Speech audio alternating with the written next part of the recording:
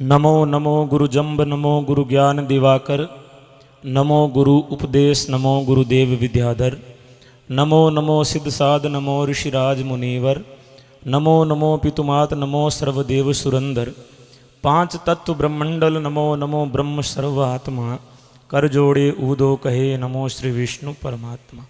धर्म की अधर्म का, प्राणियों में विश्व का, गौ माता की, भारत माता की, गंगा माता की, बोलो गुरु जम्बेश्वर भगवान की। परम श्रद्धेय पूज्यपाद शास्त्रों के मूर्धन्य विद्वान आचार्य संत डॉक्टर गोवर्धन राम जी शिक्षा शास्त्री जी के श्री चरणों में सर्वप्रथम प्रणाम करता हूँ। मंचस्थ पूज्य संत चरण और हमारे समाज के गौरव, जिन्होंने अपनी प्रतिभा से, अपने टैलेंट से, अपनी योग्यता से समाज का भाल गर्व से ऊंचा किया है, ऐसे सभी नवचयनित अधिकारियों को मैं बधाई देता हूँ, शुभकामनाएं देता हूँ। और मंचस्थ सभी समाज के प्रबुद्धजन, शिक्षकगण, पत्रकारगण, सामने विराजे हुए सभी धर्मानुरागी बंधुओं, श्रद्धामयी मातृशक्ति, युवान भाई बहन और वो सभी प्रतिभाएं जो सामने बैठी हैं, मैं समझता हूँ कि ये सामने धरती के ऊपर बैठे हुए सितारे हैं जो आने वाले समय में अपनी प्रतिभा से आसमान में जगमगाएंगे और समाज का नाम रोशन करेंगे। और इन सबको एक जगह एकत्र करने का कठिन है। बात सरल, बलिदान कठिन है। पतन सहज, उत्थान कठिन है। बात सरल, बलिदान कठिन है। बात सहज, उत्थान कठिन है। कहता है खंडहर का पत्थर, ध्वंस सहज, निर्माण कठिन है। मिटाना बहुत आसान है, फाड़ना बहुत आसान है, लेकिन सीलने के लिए बहुत प्रयास करना पड़ता है। और हम सब लोग इसको जोड़ने का काम कर रहे हैं, सिलने का काम कर रहे हैं, आगे ले जाने का काम कर रहे हैं। और ऐसा नेक कार्य करने वालों के लिए संसार में कोई कार्य दुर्लभ नहीं होता। गोस्वामी तुलसीदास जी कहते हैं, परहित है जिनके उर्माही, उनको कुछ दुर्लभ जग नाई। जिनके हृदय में परहित की भावना होती है, उनको संसार में, जगत में कुछ भी दुर्लभ नहीं है।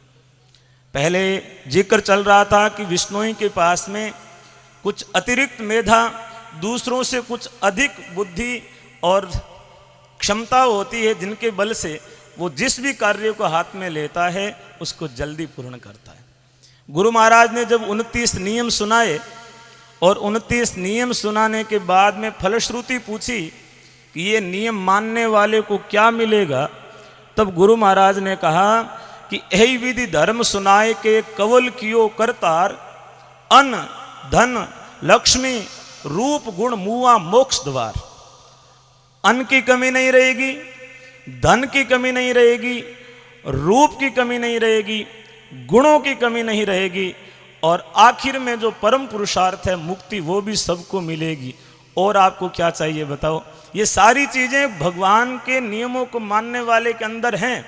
बस हमें तो केवल प्रयास करना है, केवल प्रयास करना है, केवल उस एग्जाम की तैयारी करनी है। जो भी काम हाथ में लेना, चाहे आप बिजनेस कर रहे हैं, खेती कर रहे हैं, अपना 100% उसमें लगाना है। लगाओगे तो बाद में भगवान की कृपा तो काम करेगी।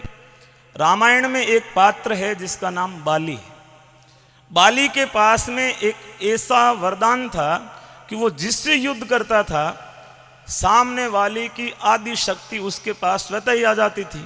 तो उससे लड़ने के लिए तो वो उसकी आदि शक्ति काफ़ी थी, बाकी उसकी स्वयं की जो शक्ति है वो तो उसके पास में बची हुई रहती थी। वैसे ही आधा बल तो हमारे पास में ऑलरेडी है, केवल हमें थोड़ा सा एफर्ट और लगाने की है। हमारे अंदर जो भी शक्ति है उसको एक सही रास्ता देने की ज़रूरत है। और ऐसे कार्यक्रम प्रेरणा देने का काम करते हैं। आप सब लोगों को इतने लोगों ने प्रेरणाएं दी है, प्रेरणा के बाद में दूसरा कार्य होता है प्रयास करने का। प्रेरणा इन्होंने दी, प्रयास आप करें, और प्रयास आप करोगे तो परिणाम वही होगा जो आप चाहते हैं, आपके मन में जो इच्छा है। उसके लिए प्रयास आपको करना पड़ेगा, बिना प्रयास किए कुछ भी मिलने वाला नहीं है। और अंत में एक छोटी सी बात कह करके अपनी वाणी को विराम दूंगा, क्योंकि बहुत सारी बातें सब वक्ताओं ने कही और अब जो है कार्यक्रम बहुत कम शेष है। एक फकीर था, रास्ते में बैठा था, सुबह सुबह के था, भिक्षा मांग रहा था। उसने एक रास्ते चलते हुए युवक के आगे अपना कटोरा किया और कहा कि भैया दे दे, कुछ नाश्ता कर लूँगा। युवक ने बड़ी आशा से, सकारात्मकता के साथ में फकीर को देखा और सोचा कि बुजुर्ग है और मुझे कुछ मदद करनी चाहिए। उसने अपनी इस जेब में हाथ डाला, जेब खाली थी। इधर देखा, जेब खाली। सारी जेब टंटाल ली, लेकिन कहीं पर भी उसको कुछ मिला नहीं, क्योंकि वो अपना वॉलेट, अपना पर्स घर भूल के आ गया था। अब उसको मन में बड़ी शर्मिंदगी हुई कि मैं देने के भाव से मैंने जेब में हाथ डाला था, लेकिन जेब खाली, अब मैं दूं क्या। तब कुछ देर सोचने के बाद वो फकीर के पास में बैठ गया और बैठने के बाद उस फकीर के हाथों में अपने हाथ देते हुए बोला कि बाबा, मैं आपसे प्रॉमिस करता हूँ, वचन देता हूँ कि आज मैं अपना पर्स घर भूल आया, लेकिन रोज इस मार्ग से जाता हूँ, कल आकर के मैं आपको जरूर दूंगा। इतना सुनते हुए उस फकीर की आंखों में आंसू आ गए और नम आंखों से वो फकीर बोला कि बेटा, आज मुझे वो सब कुछ मिल गया जो मुझे कभी नहीं मिला। बोले ऐसा क्या मिल गया? बोले लोग पैसे देते हैं, धन देते हैं, लेकिन इन हाथों में हाथ देने वाला कोई नहीं मिला। आज हाथ देकर के जो तूने वचन दिया है, समझो आपने सब कुछ दे दिया, पैसे आएंगे जाएंगे, लेकिन केवल अपने आप को हाथों में देना बड़ी बात होती है। तो आप अपने आप को किताबों को समर्पित करो, शिक्षा को समर्पित करो, उसके बाद में प्रकृति आपको वो सब कुछ दे देगी जिसकी आपको आवश्यकता है, जिसके लिए आप एबिलिटी रखते हैं। आप सभी के मैं उज्जवल भविष्य की कामना करता हूं। एक बार पुनः आयोजक मंडल को बहुत बहुत बधाई, शुभकामनाएं देता हूं।